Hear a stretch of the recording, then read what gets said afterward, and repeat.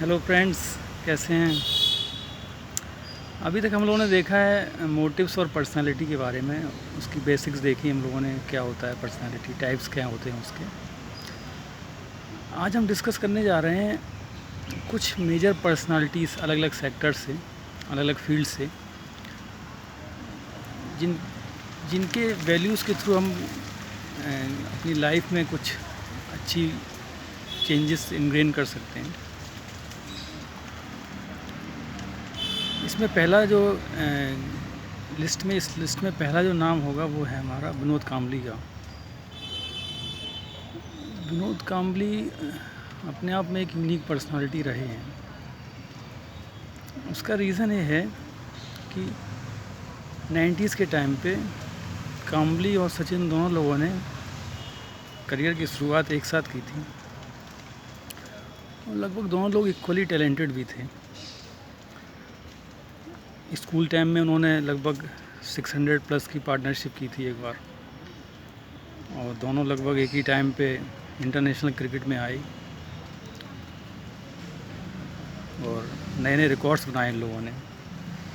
हालांकि कांबली का एक इम्पॉर्टेंट रिकॉर्ड है जो शायद अभी तक भी ब्रेक नहीं हुआ है, वो कि सबसे जल्दी 1000 रन उन्हीं ने पूरे किए थे टेस्ट क्रिकेट में।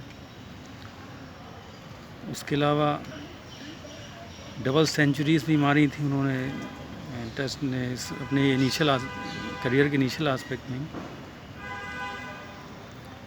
तो फिर ऐसा क्या हो गया कि जो सचिन इतने आगे निकल गए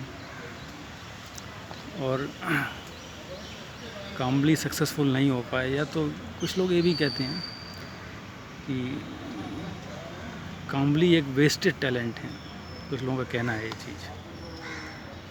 तो हम इसके पीछे साइकोलॉजी देखते हैं, इसके पीछे जो पर्सनालिटी कैरेक्टरिस्टिक हैं वो देखते हैं, वो हम कंपेयर करते हैं सचिन और कांबली के बीच में। तो हमें देखने को मिलता है कि केवल टैलेंट सफिशिएंट नहीं होता है एक सक्सेसफुल पर्सन के लाइफ की जर्नी में। इस स्टोरी से हमें एक बहुत इम्पोर्टेंट लेसन यही रहेगा कि along with talent we need to also have some good values and personality characteristics which are important part of our life.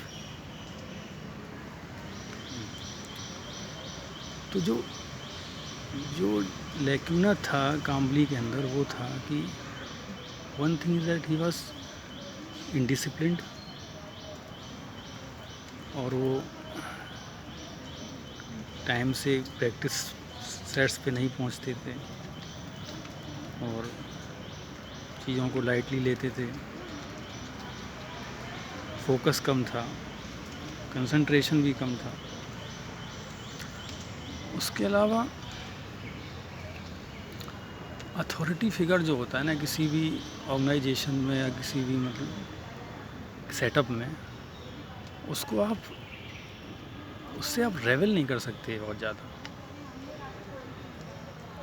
आप अथॉरिटी को रिकॉग्नाइज करके चलने का कोशिश रहना चाहिए हमारा।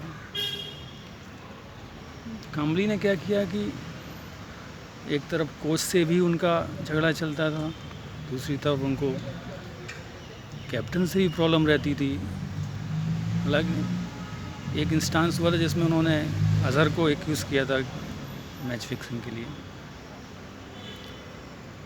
तो इस तरह मतलब ये जो वाक्य है ये हर जगह अप्लाई होता है, even in field of education, civil services और स्पोर्ट्स, एवरीवेयर। एक ऑर्गेनाइजेशन की एक अथॉरिटी फिगर्स होती हैं, उनको कॉन्फिडेंस में लेकर चलना ज़रूरी होता है। उनसे आप रेवल करके नहीं चल सकते।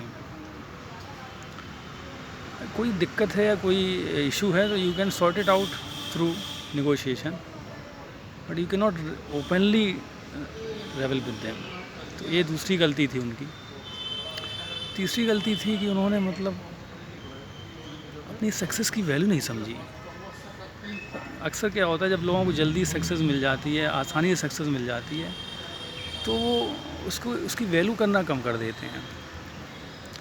उन्हें इनिशियल सक्सेस मिला, अच्छा मिला, टेस्ट क्रिकेट में बहुत अच्छा कर रहे थे, वनडेज़ में भी चांस मिला, लेकिन वो उस पर कैपिटलाइज़ नहीं कर पाए और डेविएट हो गए अपने गोल से। तो वो उनकी तीसरी एक मेजर भूल थी। तो ये चीज़ें हमें कहीं ना कहीं अपनी लाइफ में सीखनी होंगी। इन चीज़ों को कभी अपने गोल के अचीव होने में बीच में नहीं आने देना है। वही जो लैक्यूना काम्बली में थे वही सचिन में सरप्लस थे।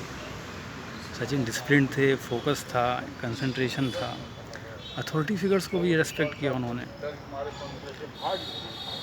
कभी ओपनली डिफाई नहीं किया और सक्सेस की रिस्पेक्ट की। सबसे बड़ी एस्पेक्ट ये थी he was there to respect everyone, not only authorities also, but he also respected public. तो ये चीज़ें किसी भी आदमी को एक महान इंसान बनाती हैं। तो ये हमें अपनी लाइफ में भी सीखना होगा इस स्टोरी से। Thank you.